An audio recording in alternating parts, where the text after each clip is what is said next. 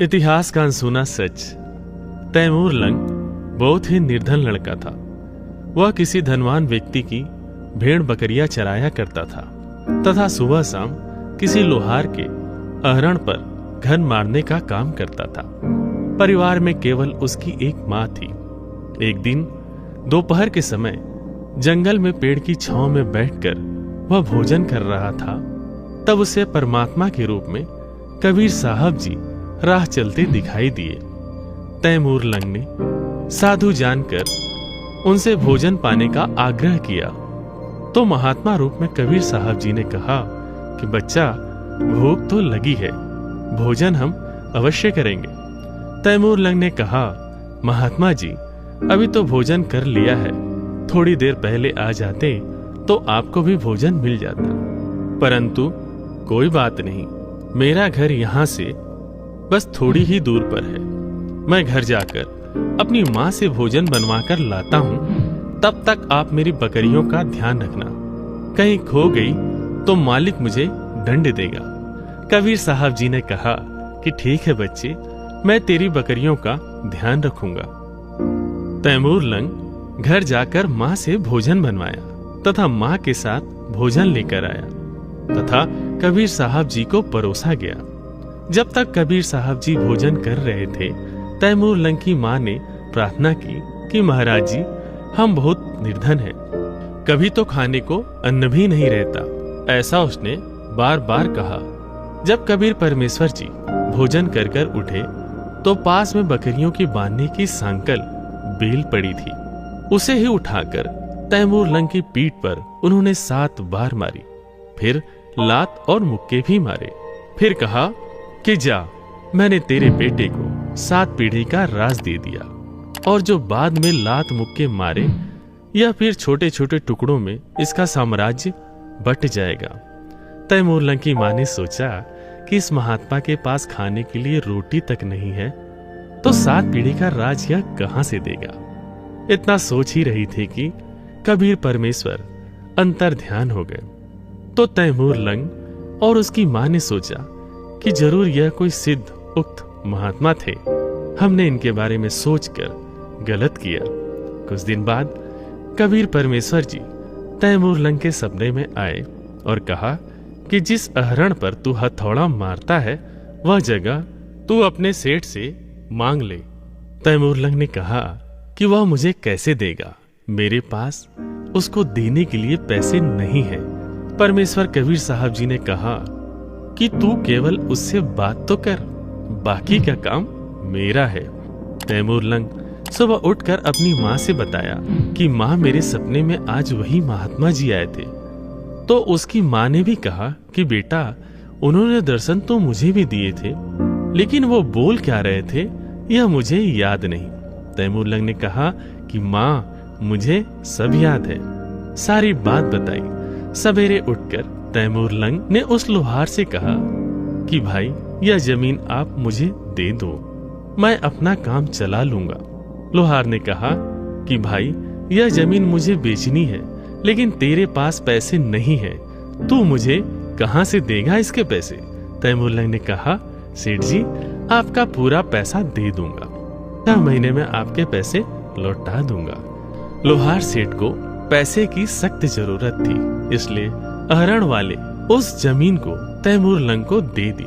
परमेश्वर कबीर साहब जी ने तैमूर लंग को बताते रहे कि इस जमीन के चारों तरफ दीवार बनाकर इसके नीचे जो धन गड़ा हुआ है वह धीरे धीरे निकाल ले और अपना काम चला ले। तैमूर लंग ने वैसा ही किया। उस धन से कुछ कुछ घोड़े खरीदे और बेचने खरीदने का व्यापार करने लगा। लोग सोच रहे थे कि तैमूर लंग का तो धंधे ने हाथ पकड़ लिया, यह तो निहाल हो गया, लेकिन वह तो कबीर परमेश्वर की कृपा से धनवान हो रहा था।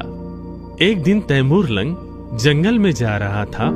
कुछ दूरी पर उस गांव की एक लड़की कुछ काम कर रही थी। उधर से किसी राजा के सैनिक आए और लड़की को उठाकर ले जाने लगे। तो उस बहन ने आवाज लगाई, रे भाई तैमूर लंग, मुझे बचा ले, रे भाई तैमूर लंग, मुझे बचा ले। तैमूर लंग उस लड़की को बचाने के लिए राजा के सैनिकों से भिड़ गया लेकिन तैमूर लंग अकेला था। सैनिक 3-4 की संख्या में थे। तैमूर लंग को अधमरा करके पटक कर सैनिक लड़की को उठाकर लेके चले गए। जब उसे होश आया तो उसने सोचा कि इस राजा को सबक सिखाना ही है। उसने अपने जैसे ही कुछ गांव के युवा लड़कों को इकट्ठा कर उनको लड़ना सिखाया और बदले में उसको पैसे देने लगा, जिससे और युवा लड़के आकर उसका साथ देने लगे। उनको लड़ना सिखाया, हथियार बनाना सिखाया। ऐसे करते करते उसने अपने लिए एक बहुत बड़ी फौज बना ली। समय देखकर तैमूर लंग ने उस राजा पर हमला बोल दिया। राजा के सिपाहियों ने देखा कि उन पर हमला होने वाला है, तो राजा को जल्द सूचित किया गया। राजा का मुख्य सेनापति ने देखा कि उसके सामने लाखों की तादाद में सेना खड़ी है। सेनापति ने राजा से कहा कि महाराज, हमें आत्मसमर्पण करने में ही भलाई है। राजा ने तैमूर लंग के सामने आत्मसमर्पण कर दिया। तैमूर लंग उसे मारने गया तो उसे कबीर परमेश्वर की बात याद आ गई कि जीव हिंसा नहीं करना है। इसलिए राजा की जान उसने बख्श दी और कहा कि यह राज्य छोड़कर वह चला जाए। उसने ऐसा ही किया। कुछ समय बाद दूसरे राजा के राज्य में जाकर उसे भी जीत लिया। ऐसा करते हुए तैमूर लंग ने ईरान इराक को जीतते हुए मध्य एशिया से लेकर पश्चिम एशिया तक अपना साम्राज्य स्थापित किया। उसने भारत को भी जीता और दिल्ली को अपनी राजधानी बनाई। समय उपरांत उसका तीसरा पोता बाबर को साम्राज्य देकर वह चला गया। इतिहास गवाह है कि तैमूर लंग से लेकर औरंगजेब तक तैमूर लंग की 7 पीढ़ी ने दिल्ली पर राज की और उसके बाद समय के साथ साम्राज्य छोटे छोटे टुकड़ों में बट गया। कबीर साहब जी ने निर्धन तैमूर लंग की एक रोटी खाकर उसे 7 पीढ़ी का राज बख्शीश दिया। इसलिए कबीर परमात्मा ने अपनी वाणी में कहा है कि रोटी तिमर लंग को दीनी, ताते 7 बात साही लेनी। तैमूर लंग को 7 पीढ़ी का राज देने वाले वो अविनाशी परमात्मा कबीर साहब ही है। अपनात्माओं, तैमूर लंग से लेकर औरंगजेब तक 7 पीढ़ी यानी 7 पीढ़ी ने राज्य किया। औरंगजेब के बाद दिल्ली का जो राज्य था वो छोटे छोटे टुकड़ों में बट गया था।